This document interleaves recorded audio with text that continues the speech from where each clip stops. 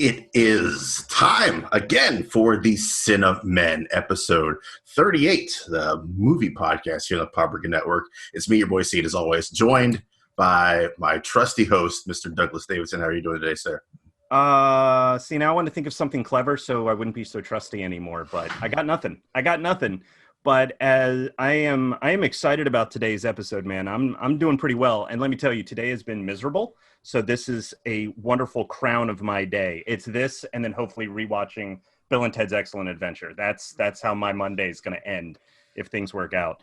So, no, I'm doing amazing because we have a wonderful special guest with us today. We're doing something different, everybody. We're doing something different. Instead of doing our usual rundown of stuff, we have with us an amazing guest today. And I know I say that about all of our guests, but it's always true. Today we are joined by... I don't feel so special anymore. I'm just going to run through this. We have with us Sean O'Connell. And if you are not familiar with him, quite seriously, have you been under a rock? And I say that because within the Paprika group, we do discuss pop culture of all kinds. So that's comic books, movies, video games, books, everything. And one thing that's been very active over the last few years has been the discussion of Zack Snyder with his DC films. And we have with us today Sean, who has literally written the book on the Snyder Cut movement. And there's few people, usually you see it in movies or in TV shows, they wrote the book. No, Sean wrote the book. Mm-hmm. And before he even gets to say anything at all, I want to let you guys know this guy, he's on the board of directors for the Critics' Choice Awards, as well as being a member of several critics groups. He's the managing editor of Cinema Blend. He's the co-host of Real Blend, a podcast which if you're not listening to or watching on their new YouTube channel, you should be. They get some amazing interviews. And Sean, correct me if I'm wrong, you're probably one of few people that could actually contact Tarantino to watch the whole bloody affair. Yeah, I could text him if I wanted to. It's a phone number over in Israel. Yes. He has literally written the book, released the Snyder Cut, the crazy true story behind the fight to save Zack Snyder's Justice League. You can pre-order it now. It comes out February 15th of 2021. And unless I'm misremembering, even in pre-order, it is officially a bestseller. Yeah, it's a bestseller on Amazon right off the bat, which is insane. And that happens really quickly. Like it hit the so thankfully there's an audience for that subject matter. Small one. Yeah, DC fans and I did a pretty good job. I'm going to pat myself on the back for just this one thing of cultivating their interest and getting them hyped for a pre-order so that when it finally hit, when the link to order it on Amazon hit, thank God they responded. And it was fun to watch it go from a new release in the movie section. And then it went number one new release. And I was like, oh, that's really cool. And then by the end of the day, it was a number one bestseller in the movie section. And I didn't even know how. I still don't know how to actually process that. Do they have to reprint the cover of the book to get that bestseller sticker on there? I don't know. You just have to wait for the shops. The really funny thing is the book isn't even done in a sense that it's finished and it's been to the publisher, but we're going through the copy editing and layout phase. So it's not like I can hold a copy of it in my hand. But already, there's the process of getting it out to the different outlets so they can prepare for February, and they can track how well they think it's going to do. And so all of this is happening, and some people are asking me like, "Hey, how does it feel to hold the book?" I'm like, I don't even have it yet. So I'm looking forward to all of that. Oh, I imagine you are. And if I recall correctly, it was Justice Con, which just happened within a month. Yes. Within the last month. Mm-hmm. And it's more or less been announced, if I've got this right, that Ray Fisher, who plays Cyborg, will be doing a foreword for you? He was like to, yes. So the manuscript is in his hands. He has to go through his people, but he has agreed to do that. It never happens till it has actually happened. Well, of course. But I've been told the forward can go in later in the process, and that it's generally normal for him to read the manuscript to get a chance to figure out what he wants to write for the opening of the book. But then it's just interesting because Ray's going through a lot of other stuff with him trying to, clear up the timeline essentially with Joss Whedon and a lot of other stuff that happened. So I hope that he doesn't get too distracted with that, because I would really love his comments just about the movement and how this has changed. Because honestly, when you get around to when we start talking about the Snyder Cut, his character Cyborg was the one that really got butchered by the theatrical cut, and even just seeing the new trailer that played during DC Fandom, you see more of a character arc for Victor Stone in that 2.5-minute trailer than he got in the entire theatrical cut film. So I can understand why he's mad. Yeah, understandably. I mean, we'd seen some of the football scenes in the early trailers, if I remember right, but certainly that extra sequence with his father. Yeah, Silas. For those of you that haven't watched the teaser yet, it's been out a couple of days. Go check it out. One thing I will always say about Snyder is he can cut an incredible trailer. Oh, yeah. And that is an incredible trailer. And that extra scene with Cyborg does suggest there's something much deeper going on with that character. And we're apparently going to get, 4 hours in the miniseries. Yes, four episodes, I guess you call them. So on HBO it's going to be 4 hours in the final cut, or is it 4 hours with credits at the end kind of deal? I would probably put it around 4 hours then at that point. But it sounds like what Zach wants to do is after he's delivered those 4 episodes to HBO Max, he's also going to put together the whole bloody affair, I guess you could call it, and have it available so that fans can purchase a copy of it, because he respects the idea of physical media and having a proper thing in your collection. You can go to social media and watch people burning their copies of the Justice League just to get it out of there. I have it, but it's in my collection behind me. I will never get rid of it. It's a unique relic essentially. But I do want at this point it is, yeah. I want a steel book Justice League, for Zach's version when it finally comes out. Oh, I would be shocked if and I don't say this in any other way than what I'm literally saying. I'd be shocked if WB didn't mail you one. Because and I mean that seriously, because and I don't know very little about the Snyder Cut movement beyond what I've done, not in research for this, but just over the last few years, seeing what you've been doing and other things of that nature. But there's a very small minority that gets very angry, and then the rest of them are very wonderful, loving people. But they are a loud group with, for the most part, a very good message. So considering you've been, I don't know if it's inappropriate to call you a torchbearer, because you've got people, this is an international organization. And, sure. but with this book, it gives something to rally behind now that the movie is coming. Well, but I'll tell you this as well, too, and I don't know where you guys want to get into the conversation of it, but the process of convincing the people in the movement to talk to me was one of the hardest parts, because at multiple times over the course of putting this story together, you can only tell it if you get the support of the people who have been running the movement. And it's funny that you say that like Warner Brothers is going to send me a copy. I laugh at that because Warner Brothers considered this project to be persona non grata for the longest time, because while I was writing it, they had to keep pretending that the Snyder Cut didn't exist. Yeah. And I will always remember going to my reps who I work with on a regular basis for all of the Warner Brothers movies, and who I have to maintain working relationships with, and saying to them, and I honestly do think that we're close friends because of multiple projects that we've worked on over the years. And I said, hey guys, I have an idea. I'm probably going to write a book. And they were like, that's great. They were so supportive. Like, that's fantastic. What's it about? And I was like, it's about the Snyder Cut. And they were like, oh. And literally, new phone, who dis? Yeah, right. Exactly. And all they were very candid. And they just said, look, it's not going to get you in any kind of trouble with us. We'll still work with you, but we can't help you with it at all. Because our company line, the policy line is, there is no Snyder Cut and there's never going to be a Snyder Cut, because to them that would acknowledge that the theatrical cut that they did put out was a mistake. Yeah. And that a lot of people who made the decisions to move away from Zach's vision and to go in the direction of Joss and making it more Marvel-esque was an error.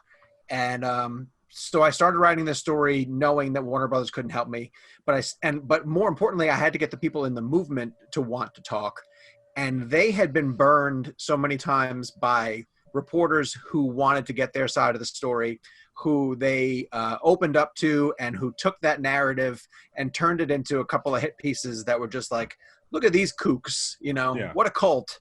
And because there is some negativity in the fan base, and there are some vocal people who like to just go on the attack on social media. Surprise, surprise! There's people who like to be assholes on social media.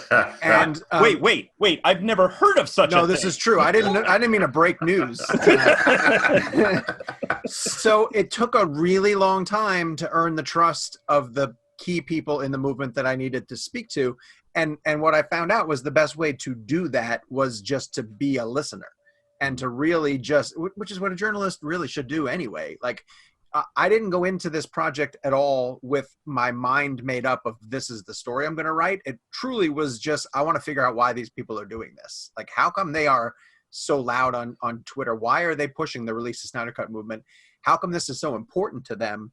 And as I heard their stories, I think initially they all started to share their stories and expected to get ridiculed because they'd only been ridiculed for, a year or two prior to this, and being told consistently by people in the media, it doesn't exist. It's never going to get backed. You're foolish for even pursuing this. And I'm not saying that I was the first person to do it, but I think I was the first person to consistently be like, yeah, no, I think you guys, this sounds like something that could be possible. Because along the whole way, Zach was sharing all this other information on his social media accounts of being like, here's a shot from a scene that didn't make it into theatrical. Here's a shot of Darkseid. Here's a battle in Star Labs. Like all these things. And I was like, well, if he's got all this stuff, then the idea of a Snyder Cut isn't really that far-fetched. It was just like, when might this happen? Because the Donner Cut took 20-something years to come to fruition. And I thought, I wonder if it's going to be that long, and are these people going to be this patient? It seemed to me they were going to stay consistent in fighting for it, but, you never know. It's hard to keep a fandom united for anything. But they found ways. I mean, they've done fundraisers that have been in honor of, I forget the name of the organization. Can you please? It's the American Foundation for Suicide Prevention. It's a AFSP for short. Thank you. Mm-hmm. They have done a lot of wonderful fundraisers around that organization that have generated T-shirts as well as conversation. They've rented billboards and done not skywriting. They had a plane. They had a plane fly over Burbank, Warner Brothers Studios in Burbank, with a banner behind it that said "Release the Snyder Cut."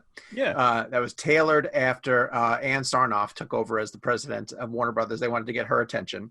That got enough coverage in the media, in the trades, essentially, that they decided to do it again at San Diego Comic-Con in 2019. They flew the banner over downtown San Diego with a Release the Snyder Cut. And then the Times Square billboard, which blew me away in September or October of 2019, to coincide with New York Comic-Con, they rented a Times Square billboard. And probably they had a digital 4-panel display, and it was quotes from Kieran Hines, who plays Steppenwolf in the plays Steppenwolf in the movie. Jason Momoa, one other person, and then Zach was the last one. I forget who the third person was. And it was their quotes essentially saying that by that point Momoa had seen it, and he was telling everybody how sick it was. And the Snyder one was him quoting, I have a cut, it's done. It's and he basically said it's up to Warner Brothers if they ever want to release it. And so when I saw him take out a chicken, we all got to watch. When I saw him take out a Times Square billboard, when I saw the movement take out a Times Square billboard, I was like, these guys aren't kidding around. Like, this is serious, and I can't wait to tell their story. And you've sort of said a couple of times throughout the process of covering this that that it sort of became a personal thing for you. Mm-hmm. Is it something about their message? Was it their hopefulness? What was it about it that became something you felt like you needed to do? All of it. All of those reasons. We're journalists at heart, and you look for an interesting story. This has always been an interesting story to me at every level.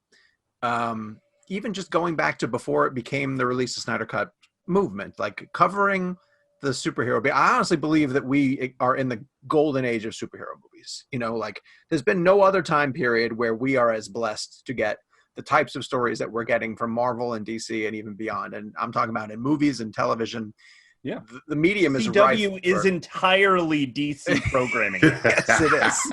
Yeah, and like Watchmen can get a 10 episode spinoff on HBO and it's just mind blowing that they're able to take that story. Like, there's so many different ways. Then like when you look at films like Logan or Black Panther competing for best pick, like the superhero movies are competing for best picture, the Oscar now. Like this is it's an amazing time to be alive.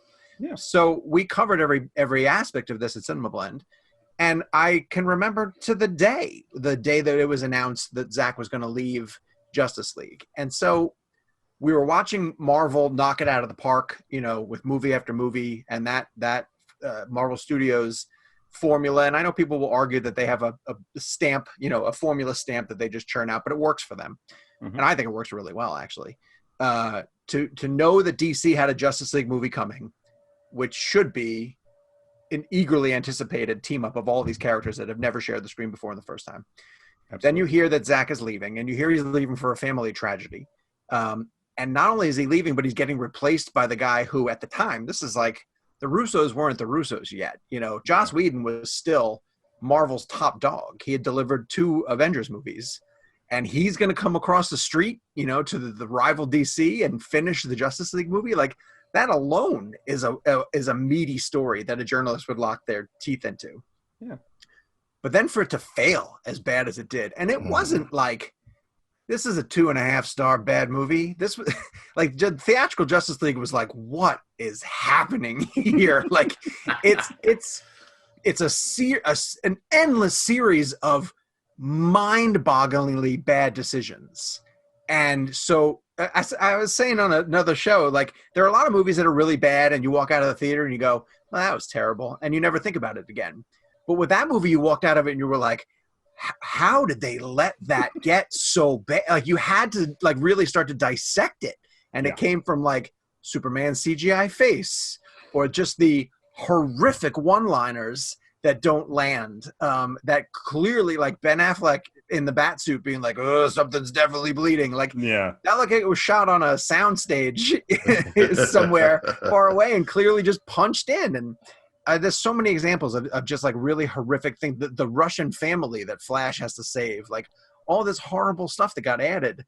So there was always another chapter about why this was such a fascinating story. So I was all in from day one, essentially. Did you find any difficulty, because you are both a critic and a reporter, and those sort of require 2 different hats, I would think. I have this much reporting experience, and I wouldn't lean on any of it. But did you find that you had to switch hats at all while you were working on this book to sort of separate out that analysis of Justice League and anything else surrounding the Snyder Cut versus being a reporter? No, what I had to answer for was the fact that I didn't give 5 stars to Man of Steel and BVS, because most of the people who are in the Snyder Cut community adore those films, like nothing else. Like to them, they're the best superhero movies ever made. And Zack can do no wrong. And I like Zack's movies. I like BVS Ultimate Edition a lot more than I do the theatrical cut. Agreed. And I like Man of Steel a lot. I've come to love Man of Steel, actually, but I still think I have issues with it. And one of the first times that I appeared on podcasts with some of the people who were really integral people to the Snyder Cut movement, they hit me with it right off the bat. They were like, okay, but you don't like Man of Steel. And I was like, oh, here we go. All right. All right. So these are people who vet you, they absolutely go down the list. And there's still people in the movement who are like, yeah, but he has said this about Man of Steel. And there's been enough people now in the movement who kind of stand up for me and be like, dude, can you look and see all the stuff that he's done for the movement since that time? So, but it's almost like I'm going to use the term Stockholm Syndrome, and I don't mean it in a negative sense. I've come to live with those movies so much over the past year that I have a newfound appreciation for them. And I always felt that Batman versus Superman Ultimate Edition was better. And part of that belief, when I was like, oh, well, if Zack is able to finally deliver his intended cut of a movie, it just fills in the gaps and it makes it a more cohesive film. Then I was like, oh, well, why wouldn't I want to see his actual cut of Justice League? It, by definition, should be better, the way that BVS Ultimate Edition was better. So that's what I was kind of intrigued at. I didn't realize that it was a 4-hour cut of a movie. I just figured it was going to be his take on the material. And now I'm led to believe that it's going to be so much stuff that we never saw.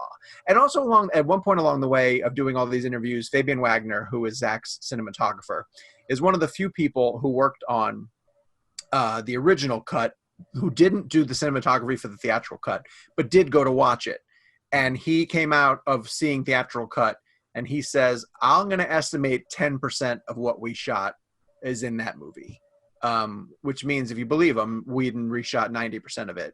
Yeah. And that would mean that whatever we do see in Zack's cut is going to be completely different. It's going to feel like a whole new movie. It may follow the same beats, but even watching the trailer that dropped during Fandom, you're like, okay, I know that scene because I kind of saw it play out, but it looks totally different. And it looks like you're going to get a freaking Aquaman walking into the storm look different, you know? Mm-hmm. And I know we saw it, but it just looks better. It just looks better. What, speaking of that, what are you looking forward to most now that you've seen this trailer coming out of Fandom? What stuck out to you? Oh, Flash. Flash got completely jobbed by the theatrical cut. I mean, this dude, first off, the way that they treat him in theatrical cut by giving them those lines of, I've never done battle. I've just pushed people and run away. Yeah. You know, having to be coerced into going into battle is just, it's not him. He's heroic. Mm-hmm. We've seen him prevail over Captain Boomerang in the Suicide Squad movie. So what are you trying to tell me, that he's never been in battle before? Like, it doesn't make any sense. But also, and not to slight potential spoilers for things that we might potentially know, the way that the mother boxes are separated at the end of theatrical cut is going to be very different from the way that Zack does it in his movie. And it's going to involve Barry essentially channeling the Speed Force. And you got to see a lot of that in the trailer.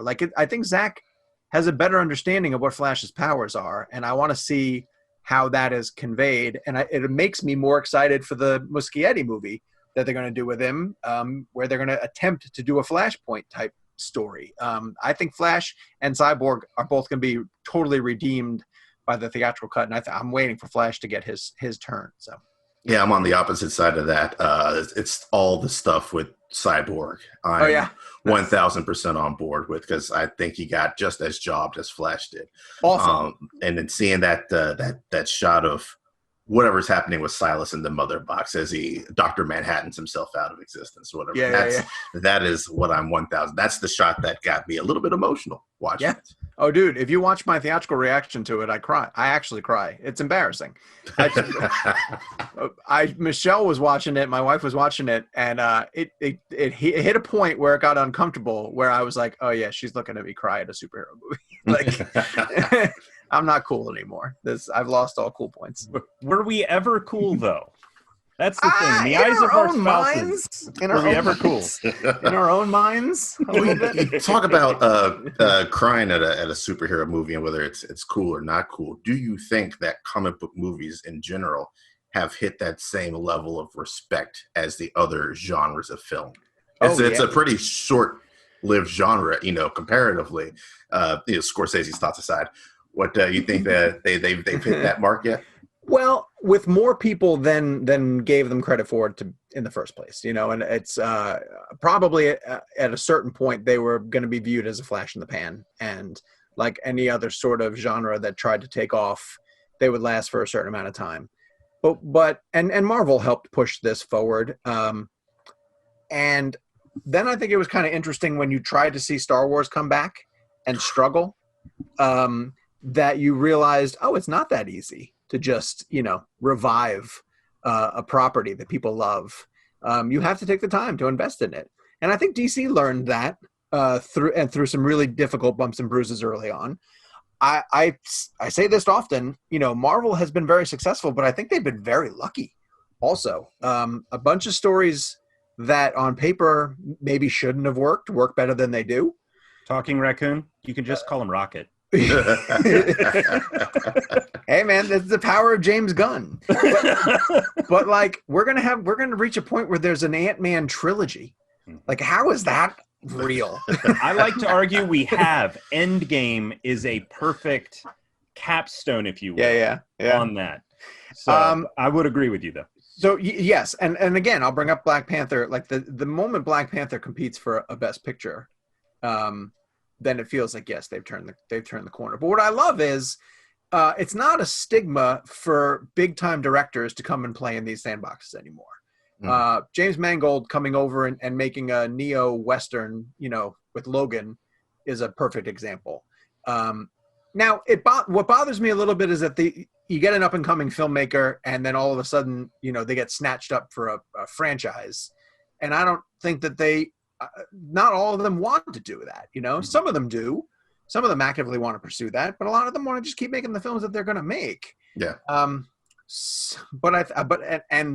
if you look at DC and if you look at Marvel, this isn't slowing down anytime soon, So I think the industry has to respect it. I think they still have to treat it like something serious. And so then I hope, since we know that they're going to be around, that they get experimental and they get confident and they try new and crazy things. Like I'm a little annoyed that Scott Derrickson got kicked off of Doctor Strange because I think he wanted to make a full-blown horror movie. I want that so bad, and I don't even watch horror movies. Well, of course. I'm a giant chicken, and I wanted to see Doctor Strange just get into it. Yeah, it would have been tremendous. Now, yeah.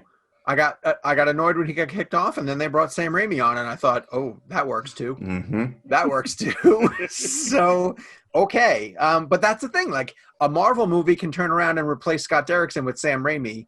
We're in a pretty special time right now. Yeah. Agreed. Yeah. Wow. Well, I am curious. Do you think with Snyder in general, or with any of the DC films, do you think it would make sense? Marvel has Feige, and he oversees stuff, and then whether he's helping to pick casts or directors, whatever else, do you think DC would benefit for having something like that? Because that was Snyder, but then obviously things changed. I think they found that person now with Jim Lee. Jim Lee is essentially taking over as a creative director and is overseeing almost all of it, TV, film. They wanted Jeff Johns to be the film guy. And Johns and Feige are actually close friends. They came up together. And Johns, for lack of a better term in the film side, just botched it. He misread the room. Mm-hmm. And maybe if it was his decision, and I believe it was his decision, to shift away from the darker, broodier Snyderverse to he wanted hope and optimism. Mm-hmm. He was more supportive of DC Comics visions, whether it be Superman or Aquaman, that just was a little more audience friendly and lured in bigger people. I think that would have been a good way to do it. Yes. I think you could have done that, but he tried to do it too quickly.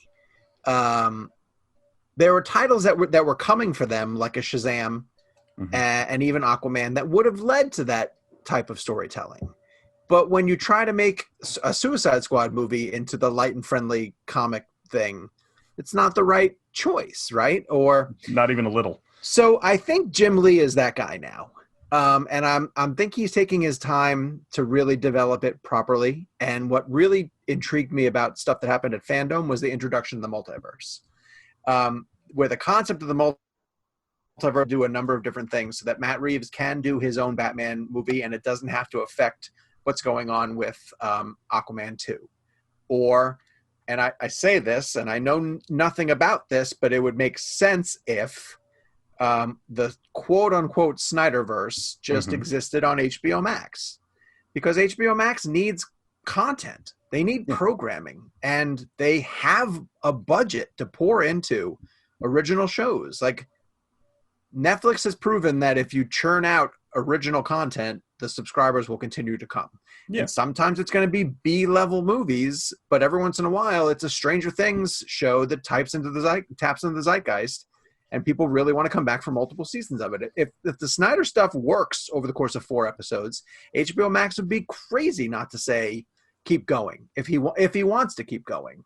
And it wouldn't affect what's going on in the DCEU. You could still have the theatrical films that are going, but Zach could play around where he gets to do 4 or 5 episodes of a storyline that he called it in an interview with me, an Elseworld story. And that just frees up. You're out of the continuity then at that point. You can do your own thing. And I think that that's a brilliant move by Jim Lee to allow these different people to play in different corners of the sandbox without affecting everybody else. I agree with that completely. My Superman, if you will, is Christopher Reeve. Sure. And I don't know if you can see behind me, but that's from the death of Superman, like nice. Actual death. I'm going to get it proper framed, but I have the Daily Planet article and everything, the armband behind me. So this is what I grew up with. Yeah. And it was a struggle for me to start watching Smallville until someone went, think of it as an Elseworld. And I went, oh, okay. I'll think about it that way. Well, they're making, I see where, that's kind of interesting. Mm-hmm. And the same thing with the CW shows, thinking about it that way, they can do and play with things. And especially in the last arc that they did with the crossover, by actually getting the Snyderverse to be part of the multiverse changes everything. To bring Ezra in when they did the Ezra Flash scene. That was so great. Yeah. The two of them together. Oh, and that was wonderful. I think that was Jim Lee who pushed that, I think that he worked hard to make that he and Walter Hamada, the DC Films head, and I think it was Greg Berlanti who was running the CW. Yep. I think those 3 were the ones that did the multiverse panel during Fandom, and they talked about the process of getting Ezra to come on board and do that. And watching that panel for the first time in a long time made me say, oh, damn, DC, you actually kind of know what you're doing. You've a little bit got it figured out. You sound a little bit, because listen, I unapologetically give too much credit to Kevin Feige. I think he has had a great grip on what Marvel's trying to do. And I think that it's miraculous that they pulled off the Infinity Saga. The Infinity Saga should have fallen apart at multiple times. And he'd be really smart to stop telling interconnected stories moving forward, because you can only do it for so long, Yeah. And it almost feels like they do want to kind of branch, now branch in different directions. Captain Marvel 2 can become an intergalactic story. Guardians can be wherever they're going to go with 3. Spider-Man will be in New York City. And now you've got your universe established. Yeah. But the fact that they kept that juggling act going for 24 movies, is nothing short of a miracle. And I credit Feige 100% for having control of all that. I credit Feige for everything that goes well in my life. If I found $20. Thank you, Kevin Feige. Yeah, my boy's looking out for me today. Thanks, Kevin. He's just that good. Just that good. What kinds of things would you personally like to see, Sean, past Zack Snyder's Justice League? Is there anything that you're like, all right, well, that's laid in cement. That's all said and done. What else would you like to see? Well, he mapped out a 5-film story. Mm-hmm. And this is a conversation I've had with multiple people in the movement before they knew whether they were getting the cut or not. And I said, you guys got to know that this is going to end on a cliffhanger that you're not going to get a solution to. I think it's hard for people to remember that the movie he was working on was supposed to come out in 2017. And it was supposed to come out at a time when they had announced the fact that it was going to follow up a Justice League Part 2. When they were announced, it was Part 1, Part 2. It was going to have an ending that sent Aquaman into his solo film. It existed to serve a lot of other gods, essentially. Mm-hmm. I think that Zach is going to be able to come up with some form of closure so that it's not as open-ended. But I would love to see him continue on with the story that he's establishing, because I think we're going to just get introduced to Darkseid. And Darkseid's a really fascinating character to explore. Mm-hmm. And there was a lot of other things that he was going to lay out in terms of the antimatter and how it was going to corrupt Superman, and that would lead to some of the nightmare scene that we saw in BVS. Those are interesting ideas. The most important thing that I want to see spawn out of that is a Green Lantern Corps story in some way, shape, or form. And I'm even, selfishly, I want to see it on the big screen. But I'm okay if it's True Detective, Hal Jordan, and Jon Stewart, Yes. Do that, HBO Max. I'd love to see the Green Lantern Corps treated properly. And so if they can be born out of the Snyderverse, who has at least done some work to set up the lanterns as being part of the history lesson that we're going to get with the mother boxes. They're part of the fabric of that story.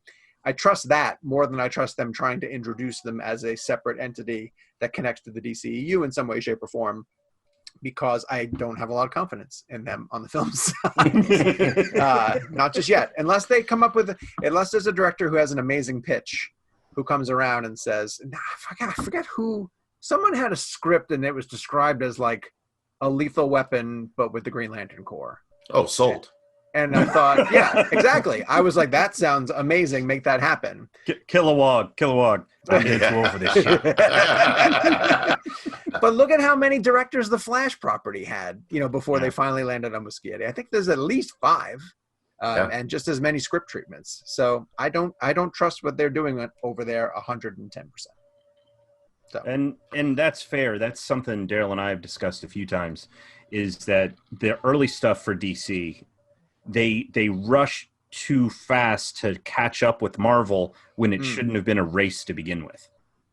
Just tell your stories and the audience will show up for it. And my personal opinion is, by rushing to Justice League, they hadn't created that investment in these characters yet. And then, of course, having a mandate for 2 hours, it's Justice League. No longer than 2 hours. Right. Well, I make this comparison in the book. I say, what if, so Iron Man was the first MCU movie. And what if in The Incredible Hulk, Kevin Feige had said, you also have to introduce Captain America and Thor, and also Ant-Man and the Wasp, all in your Incredible Hulk movie. Because when you think about it, that's what BVS did. Like, Wonder Woman was an integral character, and then they have an arguably bad scene of her opening up Lex's files to introduce the other characters. And it's just, and listen, you don't have to follow the Marvel playbook, but that playbook worked better than what you tried to do. Yes. What other kinds of things, speaking of you making that comparison in the book, what other kinds of things can we look forward to reading about in the book? So the book is really funny because it begins at the end, which is May 20th, 2020, which is the day that Zach announced the fact that he was going to be able to release the Snyder Cut. But that wasn't always the case. And literally, the book was finished in May and was going to be delivered to the publisher at the end of June. And it was, like I said, finished, and I was just constantly rereading it and editing as I go. And I had a different opening and a different ending. And my ending at the time, when it was open-ended, was, hey, one day if this happens, these are the people who helped make it happen, kind of thing. And I told their story. But I came up with an idea that I wanted to turn the final chapter over to the fans, who to me were so integral to making this happen. So I put it out on social media. Hey, if you have a message that you want to get to Zach, send it to me, and I'm going to put it in the book. And I got close to 160, 165 messages from fans from all over the world, which was astounding to me, because they were the most heartfelt, passionate messages to a filmmaker who these fans deeply, deeply admired and respected. And I just thought it was a great way to end off this project, which was largely about the fan base. And then on May 20th, Zach reveals that the movie's coming, which is the greatest problem in the world to have. The timing of it is stupid ridiculous. To have a book finished about the Snyder Cut, and then for him to say like, oh, and it's coming. So my publisher's like, look, I can give you another month, but we can't really push it much further than that, because there's a whole process to get it ready. Essentially, in the publishing world, and I'm totally unfamiliar with this, they announce their slate for the following year like well in advance, and it gets retailers ramped up for it. And so they were like, we have to hit these marks in order to get it ready. So it meant reworking the beginning and reworking the ending. And at that point then too, so I can say this also, the entire time working on it, I started working on it in August of 2019. I finished it in July of 2020. So it's just under a year. Mm-hmm. For the duration of that time, I was nagging Snyder's people to get him to talk for the book. And he couldn't, he won't do it, he can't do it. And so, you know, at different points throughout the course of the process, I had to make a decision of this book still has to work if he never agrees to talk for it. You know, like, how do I make it work? And it became a book about the people in the movement. And then it just became me also reporting everything that I could about the behind the scenes stuff, you know, relying on people who I could get their side from without getting Zach. Because also what happened a lot of times, people are so loyal to him who have worked with him that I would get through to people who were on his production team. And I would tell them the book and the idea. And they were like, yeah, that's great. I would love to talk to that. What did Zach say? And I'd be like, oh, he's not able to talk. And they were like, okay, cool. Neither can I then.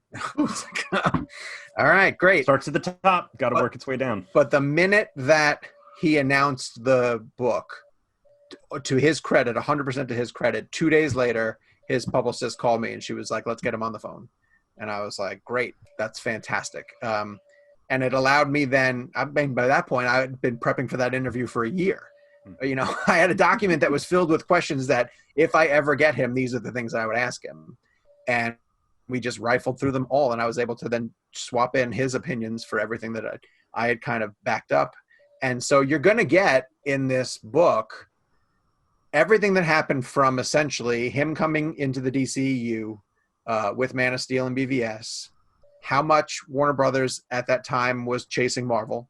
I get into some of the history of Marvel with a whole chapter is dedicated to what Marvel built, essentially, but setting it up to illustrate that this is what DC was chasing, kind of thing. I get into I was lucky enough to go to the set of Justice League back in 2016 when it was Zach. So I have a lot of audio and quotes from his mindset at that time. Mm-hmm. This is a funny story. And tell me if I'm boring, guys. I'm sorry. No. There was a point when I was thinking about going down this road and doing this book. And, you know, you start to question, like, am I actually going to get all these people to talk? And how much work am I going to put in? Am I going to be able to sell the manuscript? Like all this kind of stuff that you're wrestling with. Is it just interesting to me, or does this interest anyone else? Yeah, right. Exactly. Yes, exactly. Yeah. And I was sending out proposals and just query letters to publishers to try to get some interest. And I heard back from a publisher who said, I would love to see 3 chapters. Can I get your first 3 chapters? And I was like, yeah, absolutely. I'll get them right to you. And I hadn't written a damn thing yet. But I had an idea of what it was going to be because I'd kind of worked out what the table of contents would be. And so I took vacation days from Cinema Blend and I took a week and I was going to use that week to just bang out as much as I could and get it to this lady because she was interested. And it's such a vote of confidence when it happens. Like, you're just like, oh my God, somebody really wants to read this. I'm going to make it as good as I can. And I kid you not. And I document all this in the introduction to the book. I get an email to go to a set visit that week. And it's Zack Snyder's Army of the Dead in Atlantic City.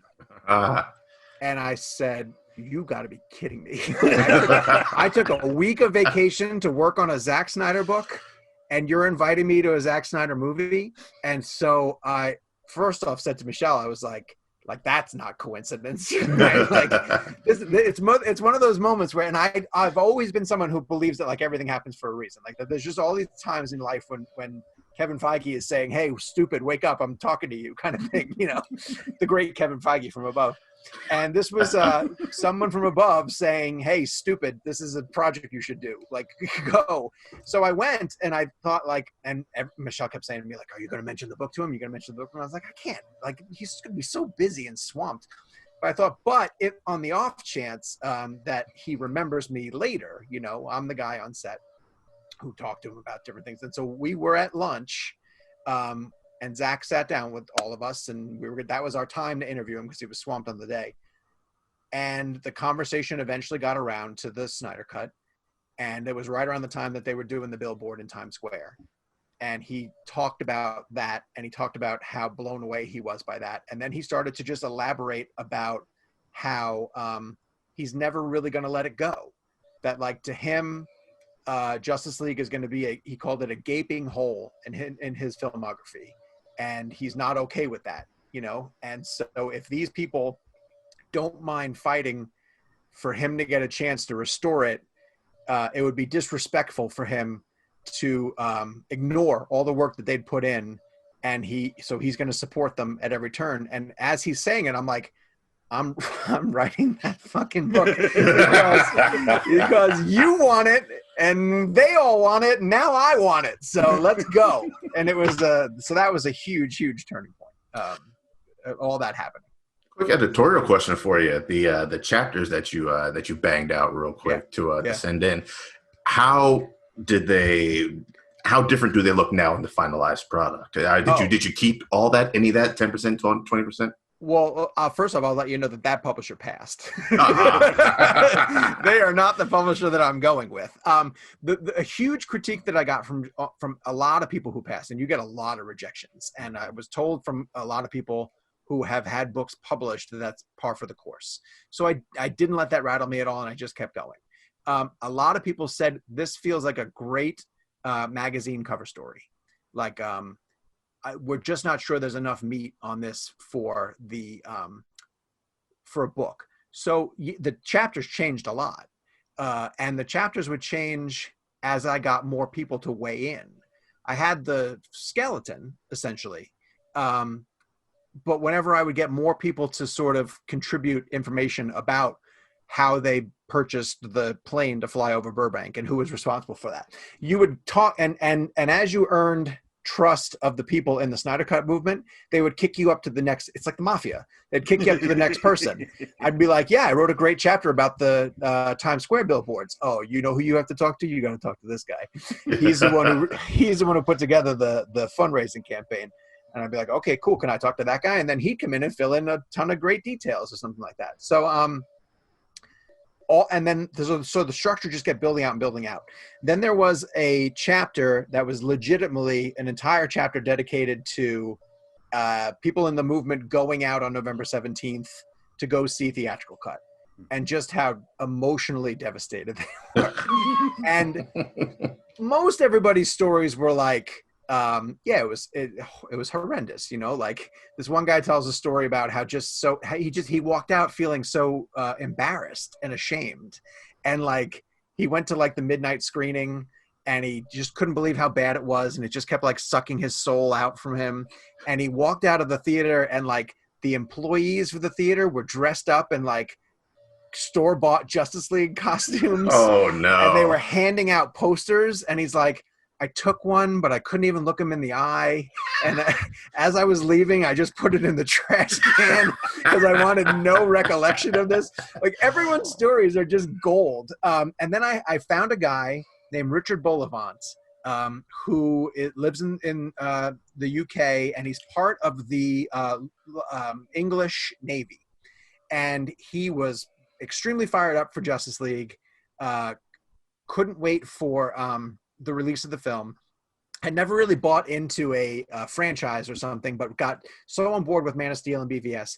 And in the weeks leading up to the release of the film, an Argentinian submarine goes missing, and his command gets pulled in to go help with the rescue units for it in the South Pacific. And he reads sonar radars to essentially look for larger than usual masses. And so he had to miss opening weekend because he was essentially in a submarine in the South Pacific. And anytime he got a break from their rescue mission, he went back to his bunk and just watched BVS on a loop to get himself excited for it. So I loved this concept of like, when everybody else was watching their fake superheroes on screen, like he was being a real hero kind of thing. And then of course I follow him back. He comes back, and then one of the first things he does when he gets back to the mainland is like he got a VIP seat with the recliner chairs. He got a glass of beer and had his heart ripped out and stomped on by Joss Whedon.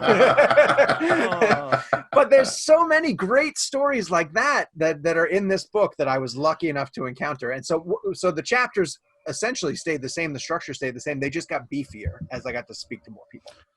I, for one, am looking very much forward to reading this book. I am definitely pre-ordered. That was a day one thing for me. I cannot wait. I thank you very much. And now my biggest concern is that people like it. Like it's, I'm just worried. I'm just worried. It's done. It's coming out. I just hope people think it's okay. Do you have any other ideas, any other venues that you would think of pursuing down in a similar vein to this, or any other just writing projects? Yeah, I'm shopping a follow-up book, because what I'll tell you is that this is a sickness, and once you start doing it, you literally want to keep going. And so I have 3 other ideas, and over the course of this, I picked up a literary agent, which is very nice. Right on. Someone who I did pitch my thing around to, and he just didn't see it until it had already been picked up. And then he was like, and he really wanted it, which was very kind of him. And I was like, dude, it's sold already. I can't help you. But he did say to me, like, what other ideas do you have? And I kind of shot a couple of them past him. And he said, I want to help you out with a few of those. And this has been great because literally my proposal that I put together, I did on my own. I got help from a friend of mine who had just published a book about the NBA. He sent me his proposal that he used to get a deal, and I just reworked it to meet my needs. But I didn't know what I was doing at all, and I just blasted it out to publishers on the left and right. And so this literary agent said to me, do you mind if I take a look at the proposal that you used for the Snyder Cut? And I said, yeah, sure, of course. I would love to. And he read it, and then he goes, with all due respect, you're really lucky you got a deal. Like, your proposal is terrible. It's really bad. Oh, and he goes, I don't mean that to be mean. He goes, but you could tell you've never done this before. And I was like, no, of course I haven't done this before. But some of the things he says that made a lot of sense to me, he's like, look, you don't even have a sample chapter in here. And I was like, yeah, I didn't want to write a sample chapter if no one's going to pay me. You know, like, it's going to take a whole time to bang out a chapter. He goes, right, but he goes, here's why you need a sample chapter. He goes, they don't know your voice at all. They can't tell if your book is going to be original reporting, quotes that you're getting from people, or you're just copying and pasting stuff from other places. Like, the sample chapter tells people all that stuff. And I was like, oh yeah, that makes a lot of sense. Yeah. I wish someone had told me that before I did this. So there's all this stuff that people who are in the field know. And so he's being really helpful. So I believe I'm going to do a follow-up book. I have 2 sample chapters written. Ooh. And I have a proposal. So it's he's waiting to sign off on it. My agent has that, and he's waiting to sign off on it. If he wants to go start selling it, then we can do that. But I'll tell you, man, I'm getting nagged by the Snyder Cut folk to do a follow-up. And initially I was like, that's someone else's problem. Like, I'm passing that baton. But Ben's coming back, and Ray is about to take a blowtorch to Hollywood. And if the Snyderverse is able to continue, like, all of a sudden there's a bunch of pretty interesting stories that I think need to develop before I come back around and say, like, all right, there's more to tell here. Because one of the things I got from a lot of people, they were like, well, to release your book until you see the movie. And I was like, no. That's not. First of all, it's not what the book is about, and B, I can't wait anymore. I got to get it out. They kept saying, like, "Are you going to add another chapter? Are you going to expand the story?" And I was like, "No, this is someone else's problem to write." And you could also, there's a whole story about the negativity in the movement, about there are factions in the movement that fight over the stupidest things, and there's a lot of people who want that version of the story told, and that's not what I did because I wasn't interested in that. But there's a National Enquirer, it would be a Reddit thread, I assume. It'd be a living Reddit thread of just like infighting in the Snyder community because as mean as they can be to other journalists who don't agree with them, they're just as mean to each other. And I am knocking on every kind of piece of wood known to mankind that they never turned on me. Like I've been treated with respect by everybody in the movement on all sides, and I'm very thankful for the fact that they trusted me with their story. And I think it's just because I was a good listener to them. Yeah, right on. You can actually see that online. The few times when I'll be on social media and either see something that you've retweeted it where you're responding to somebody, depending on what it is you're responding to, I'll go and take a look and see where someone may be addressing something to you, but they're actually responding to someone else about you in a positive manner where they're like, just chill. He's telling our story. He hasn't picked a side. And even recently someone was like, well, he prefers Marvel. And I've just never understood that. Why do you have to pick? But for these folks, they have chosen. Yeah. And to them, it's like you said, you had to pass a test, and you still do. These posters over my shoulder. This is not a visual podcast right now, but I have an Endgame and Infinity War poster over my shoulder. And I can't tell you how many early podcasts I did with the Snyder Cut people to try to convince them that I was trustworthy. And the comments were like, he's got Marvel posters up. So I hung this little Green Lantern. I hung a little Green Lantern up there because I love both. I honestly, legitimately love both. He's wearing a Fantastic Four shirt, people. I am. Yes, I am. He can be trusted. Yeah. I'm just going to go out on a limb here and say, with that shirt on, there's Sean O'Connell for Reed Richards. And we got to get this. This is the movement we need to get going right here. I'm shaped more like the Thing. I understand that. Doug, do you have any more questions for Sean here? No, you guys are amazing. This has been an incredible conversation. Thank you so much. I honestly can't think of anything else. It's a blast. This was a lot of fun. Thank you guys for having me. Is there anything else you want to ask? No, man. I just released Snyder Cut, the crazy true story behind the fight that saved Zack Snyder's Justice League. Available February 15th, correct? 2021. My son's birthday. My oldest son's birthday. First book, first son. The O'Connells deliver in February. The O'Connells deliver in February. Man. If you have a special someone in your life, man, that's a great Valentine's Day gift for them. Tremendous book. Yes, it speaks love and passion and. Well, it does. It does. Where for those in the Paprika community that are not familiar with where to find you, where can they find your words, your voice, everything? Sure. Well, Cinema Blend. I'm the managing director for Cinema Blend. I have the Real Blend podcast. All of that is connected through that. We're a weekly podcast. We just launched a subscription service as well too, where we're doing bonus episodes, and I'm doing a newsletter for them as well too. So I'm all over Cinema Blend. You can find me on social media. It's Sean_O'Connell. There is apparently a really famous mixed martial artist, also named Sean O'Connell, who beat me to the punch at all of that stuff. The Snyder Cut book has its own social media too. It's RTSC Book. You can give a follow there, and I'm more than thrilled to say that the pre-order is up on Amazon. It's also up on like Barnes & Noble and Books A Million and places like that too, but my publishers have said that most people trust Amazon more than anybody else, so to send them to that direction. So look for it on Amazon. Search release the Snyder Cut, search Sean O'Connell, and it should pop up. So. There you go. Thank you so much. Plug. Spending this time with you. Yes, buy the book. Buy the book. Thank you, boys. It's a pleasure. Thank you for coming on and taking a little bit of time out of your day to sit down and chat with us two knuckleheads about this. We appreciate it. Not a problem, guys. All right, then. That's going to do it for this episode of The Cinnamon. We'll be back with probably a more standard episode here in a couple weeks. Until then, you guys take it easy. On behalf of myself and Douglas Davidson, you guys take it easy and have a good one. Be well.